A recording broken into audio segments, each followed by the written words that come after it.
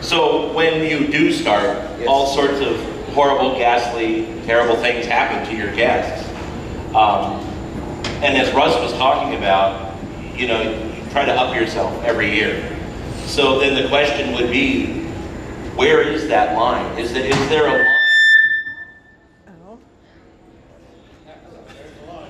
Now you're all deaf, right? So where is the line? Is there a point that you will not? I mean, short of being illegal, is there a point where you just say we can't go there? I mean, I guess I'll start. Yeah, it's funny. I have a personal thing. I mean, I'm not going to divulge it, unfortunately, but I have a line of just personal, something that I really don't want to cross. My partner Chris has a line that he won't cross, but we also kind of cancel each other out usually. So content is never really off limits for us. I think the difficulty from our point of view is, as Russ was saying, it's about the people who come back again and again, and having to up the game from their point of view. And I think the way we approach it is that there are many different ways to scare somebody. You know, you can do the traditional haunt, you could do the blackout haunt, you could, you know, do any of the haunts that are here, and everybody kind of approaches it from a different point of view. Some are more psychological, some are more physical. And I think from Chris and from our point of view, we just continually try to innovate the way that we're scaring people. So, you know, a couple years ago, all anybody was talking about and writing about was the waterboarding and sucking on a tampon. That was just the two things that everybody... I wasn't going to bring up the tampon, but you brought it up. I don't mind talking about it. Happy to talk about it. We're not going to do it again. But those are like the two things that everyone has been talking about for years. And so we made a very conscious decision after that to, you know, push farther into the psychological realm to sort of, you know, upset the expectations of people walking in the door. So I think from us, it's not so much about kind of how we scare them, it's really the context in which we present the show.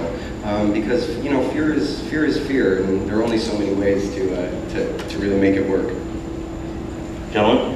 I guess for me, you know, ours is an 18 and above haunt too, but it's not 18 and above for content, but more for just for the physicalness of the whole thing. Because there is no cussing. I mean, the only cussing you hear is from the audience. So the actors don't cuss. There's no nudity. You know, there's no sexual content. For me, that's a big deal because I want to keep that out of a haunt. That's just my personal take on it. Because there's enough, you know, bad things going on out there in the world that I don't want to put that on somebody else. That's just my own personal take. So ours is actually pretty much a PG or PG-13 event. It's just that it really is. It is. What the hell movies are you watching? Violence is okay. It's like a big Indiana Jones adventure. If you've gone through it, you know that. I mean, sure, you're throwing up on yourself, but it's a fun throw up. It's a fun thing. It's a fun throw up. So, and it's lit. I mean, there's not a dark area in there. So you've got a camera with lights on it, stuck in your face the whole time. There's not a single dark spot in the whole haunt. So, you know, you can scare people in the broad daylight, which is kind of funny too. People think, oh, that light's going to be it doesn't matter. You know, after 2 seconds, they forget the light is there. But so for us, or for me personally, that's my little line I'm not going to cross into the adult area. That's just a personal thing that I don't want to go with.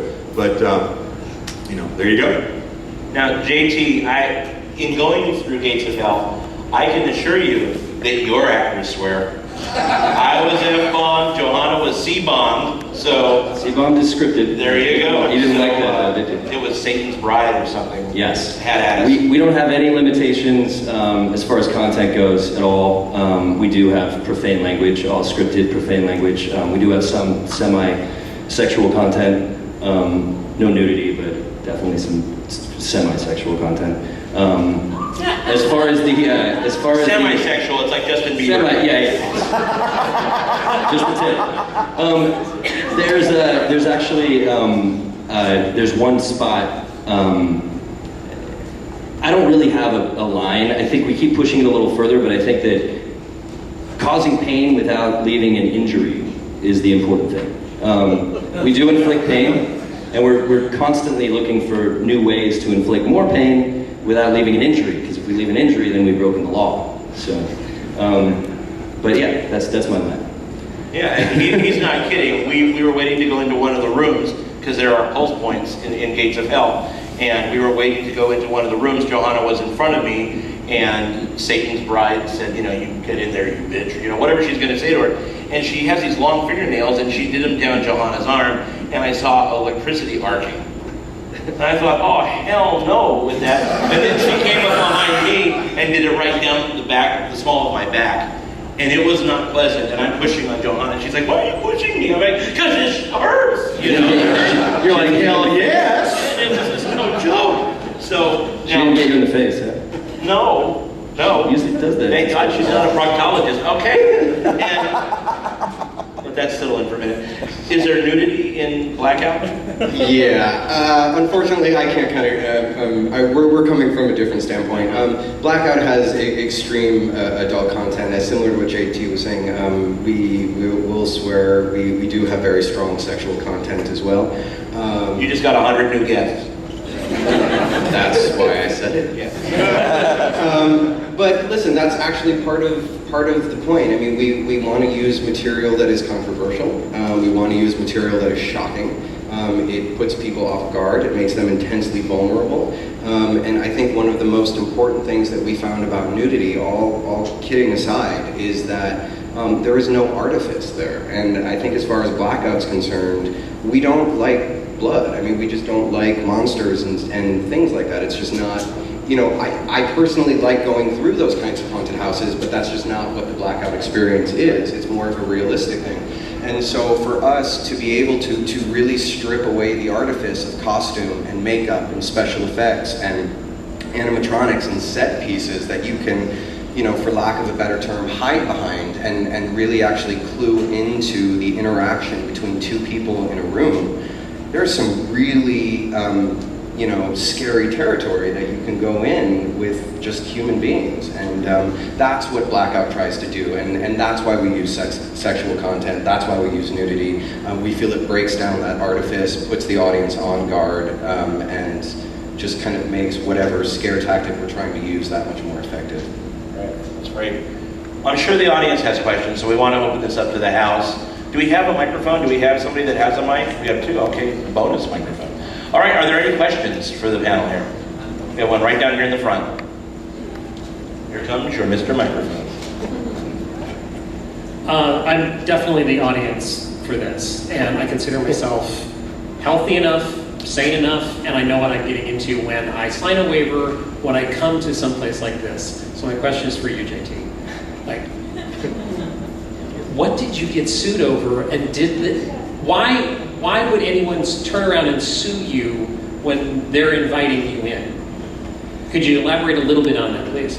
Can't talk a whole lot, but one of the lawsuits, we learned a lot our first year, and one of the lawsuits came from, we had to raise the age limit. We started off with a 14-year-old age limit. We didn't have sexual content when it was 14, but we had to raise it to age of consent, age limit. There was a girl who came through who was 16, which saved us. It's the reason we won. But her father was very upset when she went home and said somebody had licked her. Nobody licked her. We have a little sponge that we use with one of the characters.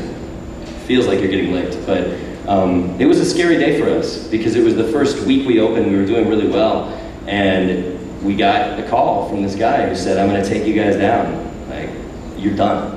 And in Vegas, when you hear that, you're going to end up in a shallow grave outside of town. You are. Yeah. I'll tell you what though, this guy calling us and going on the news, he went on the news that night, said his daughter was molested in our haunted house.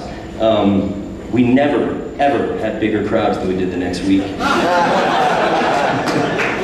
I'll tell you what, the guy's name is Brad Creel, and I thank him because he